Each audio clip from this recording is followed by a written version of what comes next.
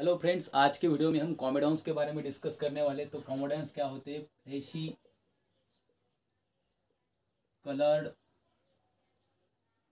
Acne papules होते हैं।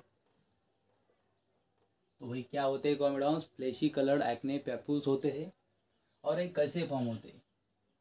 ये क्या होता है? हेयर फॉलिकल होता है।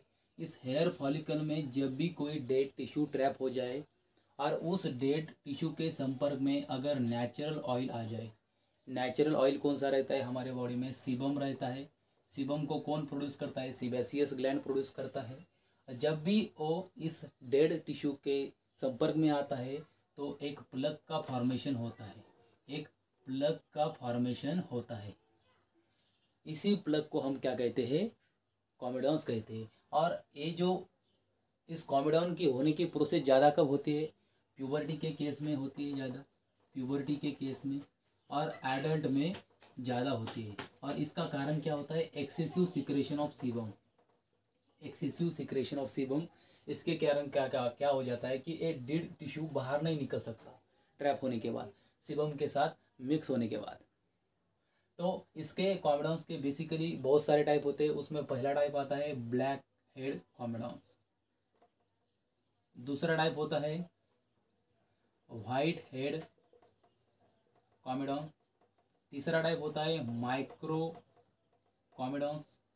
चौथा होता है पैप्यूल्स। पांचवा होता है नोड्यूल्स। छठा होता है पेस्ट्यूल्स। तो इतने सारे टाइप होते हैं इसके। अब ब्लैक हेड को हम क्या कहते हैं? ओपन कॉमेडॉन्स भी कर सकते हैं।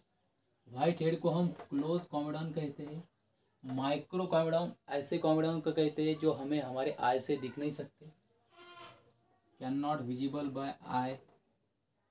पैप्यूल्स एक टाइप का एक्ने होता है। उसमें क्या होता है कि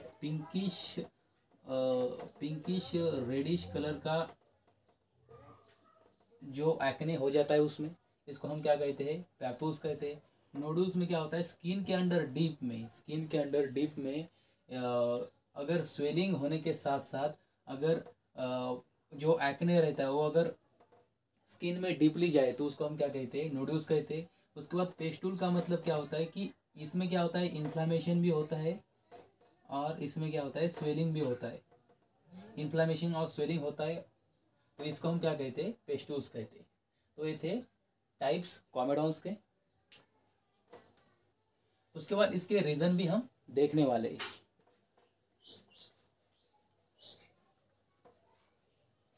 तो इसके रीज़न क्या होते हैं? तो पहला रीज़न तो हो गया हाई ह्यूमिडिटी। हाई ह्यूमिडिटी पहला रीज़न हो गया उसका हाई ह्यूमिडिटी। दूसरा रीज़न हो गया प्यूबर्टी। तीसरा रीज़न हो गया एंड्रोजन हार्मोन का लेवल बढ़ना। चौथा रीज़न हो गया हमारे डाइट में अगर हम ज़्यादा फैट या ज़्यादा शुगर ले रहे हैं।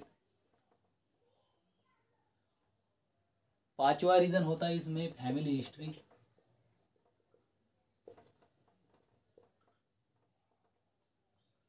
और अगर हमने स्किन का कोई पार्ट पिक किया है, स्किन पिकिंग, और उस वजह से भी हमें एक कॉमेडॉन्स हो सकते हैं।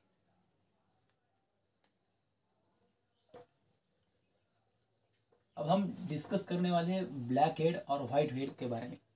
ये जो ब्लैक हेड होते हैं और वाइट हेड होते हैं मेजरली कॉमन टाइप होते हैं और ज़्यादातर यही देखे जाते हैं। तो ब्लैक हेड को हम ब्लैक हेड क्यों कहते हैं? ब्लैक हेड कॉमेडॉन को हम ब्लैक हेड क्यों कहते हैं? क्योंकि क्या होता है कि इसका जो एयर फॉलिकल रहता है, अब जो हेयर फॉलिकल रहता है, हेयर फॉलिकल में डेड टिश्यू ट्रैप होने के बाद क्या होता है? हेयर फॉलिकल में जब भी डेड टिश्यू ट्रैप होता है उसके कांटेक्ट में सीबम आता है। और ये सीबम, एक्सेसिव सीबम आने के बाद ये ऊपर से क्लोज नहीं होता, इसलिए हम इसको क्या कहते हैं? ओपन भी कहते हैं। ये हेयर फॉलिकल ओपन ही रहता है, इसलिए हम इसको ओपन कॉमेडॉन भी कहते हैं। और जो सीबम रहता है जब ये एयर के कांटेक्ट में आता है, जब ये एयर के कांटेक्ट में आता है तो इसका क्या हो जाता है? ऑक्सीडेशन होता है। ऑक्सीडेशन होने की वजह से ये सीबम ब्लैक कलर या डार्क कलर का हो जाता है। और इसी कारण से हम इस ओपन कॉम्बिडेंस को ब्लैक हेड कॉम्बिडेंस कहते हैं। उसके बाद वाइट हेड कॉम्बिडेंस क्या होते हैं? वाइट हेड को हम क्लोज कॉम्बिडेंस भी कहते हैं। इसका कारण क्या होता है कि जब भी हेयर फॉलिकल में डेड टिश्यू ट्रैप हो जाए, उसके बाद उसके कांटेक्ट में सीबम आता है, और सीबम कांटेक्ट में आने के बाद इसके ऊपर एक स्किन की थीन लेयर आ जाती है, और इस कारण से इसका ऑक्सीडेशन भी नहीं होता, इसलिए हम इसको ब्लैक हेड नहीं कहते। और इस कारण से एक क्लोज भी रहता है, इसलिए हम इसको क्लोज कॉम्बिडेंस कहते हैं। तो ये था ब्लैक हेड कॉम्बिडेंस और ओपन कॉम्बिडेंस, वाइट हेड कॉम्बिडेंस और क्लोज कॉम्बिडेंस के बारे में। इसके बाद इसकी ट्रीटमेंट कैसी करनी है? ट्रीटमेंट में पहला टाइप होता है टॉपिकल। टॉपिकल में हम टॉपिकल एजेंट यूज कर सकते हैं, बेंजाइल पेरोक्साइड यूज कर सकते हैं, बेंजाइल पेरोक्साइड यूज कर सकते हैं, नहीं तो हम इसमें बेंजाइल सैलिसिलिक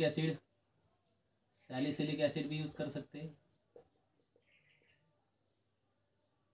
उसके बाद इसमें बेंजोइक एसिड भी हम यूज कर सकते हैं। उसके बाद दूसरी ट्रीटमेंट होते हैं, ये टॉपिकल ट्रीटमेंट होते हैं, हम टॉपिकली इसको यूज करते हैं। और ये एजेंट क्या करते हैं? सीबम, एक्सेसिव सीबम को क्या कर देते हैं? कम कर देते हैं, और इस कारण से हमें कॉम्बिडेंस नहीं होते, यानी कि एक्ने नहीं होते, पिंपल्स नहीं होते। दूसरा ट्रीटमेंट होता है मेडिकेशन। मेडिकेशन में हम क्या करते हैं, कभी कभी कुछ बैक्टीरिया के वजह से भी हमें कॉम्बिडेंस यानी कि पिंपल या एक्ने हो सकते हैं। उस कारण हम उस वक्त हम एंटीबायोटिक्स भी लेते हैं, एंटीबायोटिक्स भी हम इस ट्रीटमेंट में देते हैं, एंटीबायोटिक्स भी देते हैं। और बहुत सारे एंटी एंड्रोजन भी देते हैं, एंटी एंड्रोजन, क्योंकि एंड्रोजन का लेवल ज़्यादा होने से क्या हो सकता है? एक्ने हो सकता है या कॉम्बिडेंस हो सकता है। तो उसको ट्रीट करने के लिए हम एंटी एंड्रोजन मेडिसिन भी दे सकते हैं। तो ये था मेडिकेशन ट्रीटमेंट के बारे में, टॉपिकल के बारे में डिस्कस किया, मेडिकेशन के बारे में डिस्कस किया। थर्ड वाला होता है सर्जिकल। सर्जिकल और तीसरा ट्रीटमेंट होता है भाई, इसमें सर्जिकल होता है। कौन सा ट्रीटमेंट होता है? सर्जिकल। और इस सर्जिकल में क्या होता है? सर्जिकल में हम क्या करते हैं? ब्लेड और नीडल का इस्तेमाल करके उस लेशन को हम क्या करते हैं? उधर से निकाल देते हैं, और ये होता है सर्जिकल ट्रीटमेंट। ये तीनों ट्रीटमेंट हम यूज करते हैं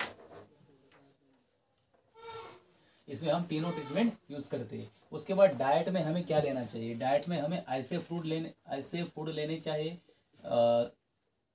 जिसमें ज़्यादा एंटीऑक्सीडेंट हो, और ये ज़्यादा एंटीऑक्सीडेंट सिर्फ प्लांट प्रोडक्ट में रहते हैं, तो हमें प्लांट प्रोडक्ट ज़्यादा लेने चाहिए हमारे डाइट में। तो ये था कॉम्बिडेंस के बारे में। Thank you for watching my video.